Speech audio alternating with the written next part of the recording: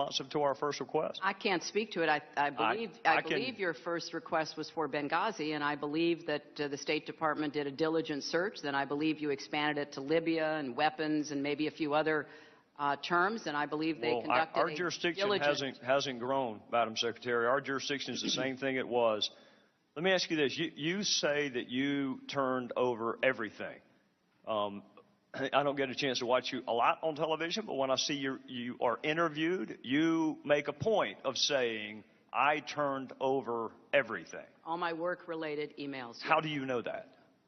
I know that because there was an exhaustive search done under the supervision of my attorneys, and that is exactly the outcome. We turned over every work-related email. In fact, as somebody referred to earlier, we turned over too many. In the State Department and the National Archives said there were 1,246 out of the 30,000 that they've already determined did not need to be turned over. And you have a really good group of attorneys, which makes me wonder how they missed 15 of them. Well, if you're talking about Mr. Blumenthal, which I assume you are, he had some that I didn't have, and I had some that he didn't have, and I was under no obligation to make any of his emails available unless I decided they were work-related. And the ones that I decided that were work-related, I forwarded to the state.gov accounts of the people with whom I worked. Madam Secretary, is there any question that the 15 that James Cole turned over to us were work-related? There was no ambiguity about that. They were work-related. Well, they were from a personal friend, not any official government, not any government official, and they were, I determined on the basis of looking at them what I thought was work-related and what wasn't. And some I didn't even have time to read, Mr. Chairman. Are you telling me the 15, are you telling me that the 15, I will tell the gentle lady from California that I'm going to take a little bit extra time, just like everybody else has, and we can either do it this round, or we can do it next round. May I make a simple inquiry about how many more minutes the chairman plans? The fewer the interruptions, the quicker I can get done. I'll put it to you that way. Okay. How's that? I'm just the 15, mindful of the time. My question to you on the 15 is, did your lawyers find them and decide that they weren't work-related, or did they not find them? Well, I don't know why he had emails I didn't, and I don't know why apparently I had emails he didn't. And all I can tell you is that I turned over every work-related email in my possession. All right, I'm going to make two more observations, and then we're going to call it a night. The first observation that I would make is that when you speak to the public, you say, I turned over everything. That's, for the most part, a direct quote. When you talk to the public, you say, I turned over everything. When you talk to the court, you say, while I do not know what information may be responsive for purposes of this lawsuit, I have directed that all my emails on clintonemail.com in my custody that were or potentially were federal records be provided to the Department of State, and on information and belief that was done. Why the different explanation depending on who you're talking to? Well, one is a shorthand, Mr. Chairman. Well, why not just tell the court I turned over everything? Well, you know how lawyers are. They use more words perhaps than they need. Trust me, I know that, and they charge you for every one of them. Yeah, I'm well aware of that, Mr. Chairman, and the clock is ticking. Well, one more, and I'll pay Mr. Kendall's fee for the last question. Oh, I don't think you want to do that, Mr. Chairman. I probably can't do it. You see my point, though? You're very definitive when you're talking to the American people that you turned over everything. That's right. But there are those kind of lawyerly fudge words when you're talking to court on information and belief. Well, and the reality is, even tonight, you cannot tell us that you turned over everything because you didn't think you missed the 15. Well, I didn't have them. I turned over everything I had. Everything I had has been turned over to the State Department. Somehow missed those 15. Well, last question on your system. Mr. Cummings said that your email arrangement was inappropriate. I think the president may have said it was a mistake. You have said that it was a mistake. My question to you, Madam Secretary, is was it a mistake for the 4 years that you had that email arrangement? Was it a mistake almost 2 years that you kept the public record to yourself, or has it manifested itself as a mistake in just the last 6 months? Well, since I believed that all of my work-related emails to .gov accounts were being captured and preserved, it wasn't until I was asked to help the State Department to fill in what they saw as some record-keeping gaps, not just with me, but with others. I did the best I could during those 4 years and thought that everything that I was emailing that was work-related was being preserved. If you can find a source for the 90 to 95%, I would be grateful for it, and we would probably have fewer questions. If there is a source that you can provide that 90 to 95% were on the State Department system, then I'll know that I need to ask the State Department what took them so long. Because I'm just telling you, Madam Secretary, I got 8 emails the first time I asked, and now I've got over 1,500. So there's some disconnect there. Well, Mr. Chairman, I think that is a fair question. And I'm not at the State Department any longer, but I do want to defend them. They are under the most extraordinary pressure to answer congressional inquiries. I saw a figure recently that FOIA requests have jumped something like 300%. They don't have the resources. They don't have the personnel. They take their responsibility of reading every single line, and as Ranking Member Cummings reminded us, having to redact personal information, personnel information, obviously they take it very seriously. I think they're doing the best they can, and I know that they've tried to be responsive to you and to the many other requests that have come their way. The chair recognizes the gentleman from South Carolina, the chairman of the Oversight and Government Reform Committee, Mr. Gowdy, for 5 minutes. Thank you, Chairman Goodlatte. Director Wray, somewhere today, a group of our fellow citizens will be asked if they can be fair, impartial, free of bias before they sit in judgment of others on a jury. Even in the smallest of courtrooms where there are nothing but empty seats and no television cameras. Somewhere today, those selected to sit in judgment of their fellow citizens will be told that they must wait until the very last witness testifies and the last piece of evidence has been introduced before they can even begin to deliberate on an outcome.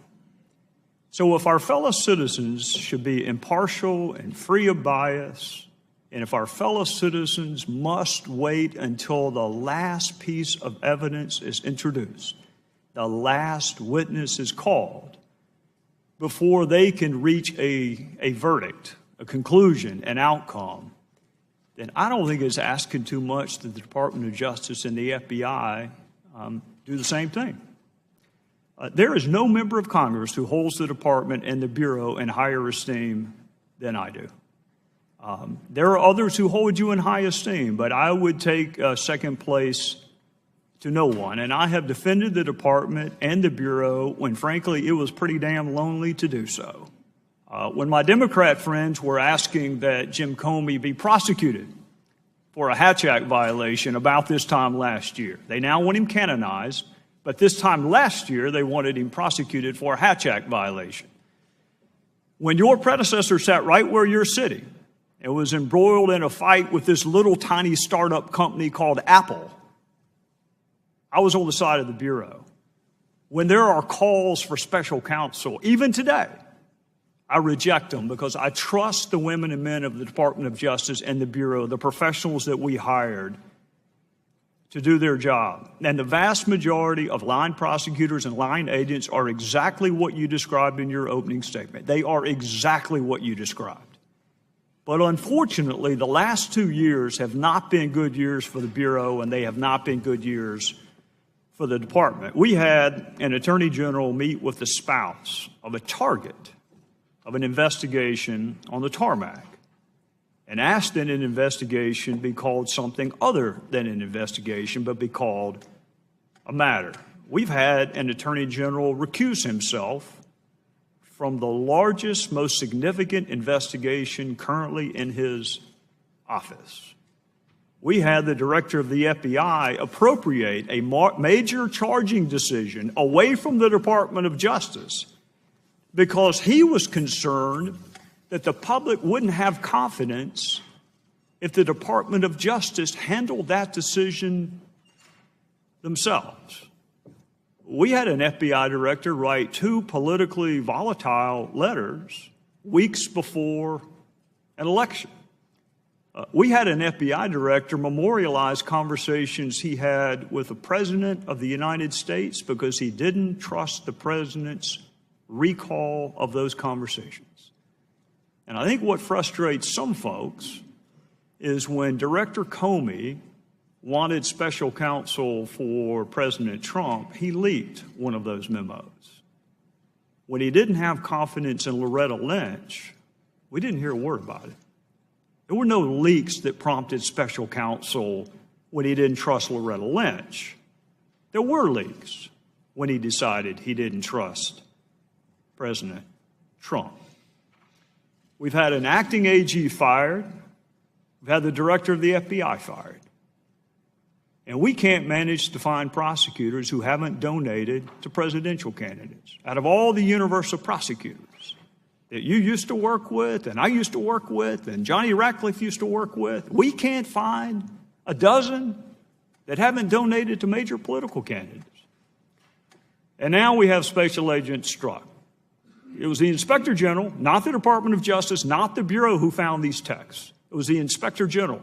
And I share your confidence in his objectivity. I share it. But it shouldn't have been the Inspector General that had to bring this to our attention 12 months after it happened. And that same agent is the one who reportedly interviewed Secretary Clinton in an interview that you and I have never seen conducted that way before. To have potential witnesses and potential targets sit in on a witness interview, I appreciate your professionalism and your unwillingness to want to say how unprecedented that is. So I'm not going to ask you. I'll just tell you, it's unprecedented. And that same agent is alleged to have been the one that changed the language. You're right, they are synonyms. Extremely careless is a synonym for grossly negligent, which begs the question, why change it? But you and I know why it was changed. It was changed because the statute says grossly negligent. And if you're not going to charge someone, God knows you don't want to track the statute with the language that you use. That would be stupid. What's also stupid is to do that memo 2 months before you've interviewed the target. That memo was drafted before the last witness was interviewed. Director, it was drafted before the target of the investigation was even interviewed. Which makes people wonder, was the decision made before the interviews were finished? And now we believe that that same agent is also involved in the investigation into President Trump and his campaign, and may have interviewed Michael Flynn. That hasn't been confirmed, and we don't know what role, if any, he took in the preparation of documents for court filing. So I'm going to say this because I'm out of time, and I appreciate the chairman's patience with me. You have a really important job. When all else fails in this country, we want to be able to look to the FBI. We want to be able to look to the Department of Justice. When all the other institutions we trust, including Congress, appear to be broken, we want to be able to look to you. It's been a really bad 2 years. I am counting on you to help answer our questions in Congress, our fellow citizens' questions, but I am more than anything counting on you to go back to work for that blindfolded woman holding a set of scales that really doesn't give a whit about politics. That's the FBI that I want. Time, gentleman, has expired. Chairman, the director Mr. is Chairman, welcome to respond. Just a 30-second response. First, let me say, Congressman Gowdy, I'm well aware of your longstanding support for the Bureau and the Department, and I want you to know we appreciate it.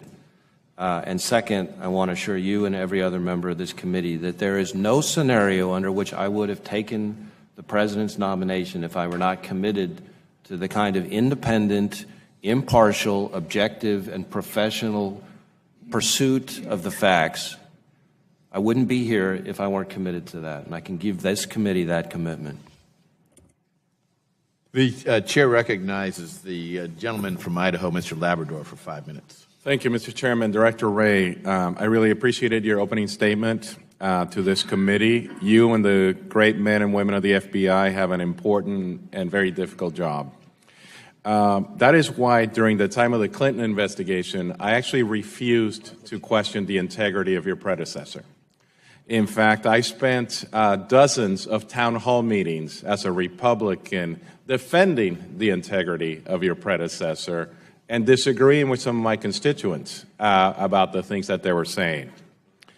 But now it's become pretty clear to me that my belief in the integrity of your predecessor was misplaced. Could you please tell us what the letters FBI stand for? We know it stands for Federal Bureau of Investigation, but it also stands for something else. We consider FBI to stand for the words fidelity, bravery, and integrity. Mr. Director, I have begun to have serious doubts about some in the FBI, serious doubts about the integrity of some of the highest levels of the FBI because of actions taken by your agency over the past 2 years. And that is so disappointing because your agency does such important work, as you expressed in your opening statement, and that is to make America safe and secure. And it depends upon most of the work that you do. It's a matter of public record that Hillary Clinton's aides, Cheryl Mills and Huma Abedin, blatantly lied to the FBI investigators about the existence of Hillary Clinton's private emails. And we know that an FBI agent, Strzok, investigated both Clinton and Trump. In fact, Strzok was present at many of these interviews. Director, were Cheryl Mills, Huma Abedin, or any other Clinton associates ever charged by the FBI for lying to them? Congressman, the handling of the Clinton email investigation, including all the other participants in that matter, is the subject of an outside independent investigation which is looking into that. Was anybody charged for lying to the FBI? No charges were filed against anybody in that investigation. How many Clinton advisors were granted immunity during the email server investigation? I don't know the answer to that. But there were several Clinton advisors who were granted immunity. Isn't that correct? I believe that's true, but I don't know the answer to that sitting here right now. So we have recently heard that Strzok was the official who signed the documents that officially opened the collusion inquiry into the Russia-Trump collusion inquiry. How many Trump administration advisors have been granted immunity during the Russia Special Counsel investigation? For questions about the Special Counsel investigation, I'd refer you to the Special Counsel. I don't know the answer to that question. So if we want to believe in the integrity of the FBI, explain to me why the double standard? When you have agents and people who work for the Clinton administration who were granted immunity or who lied to the FBI and they're not charged, why is there a double standard today?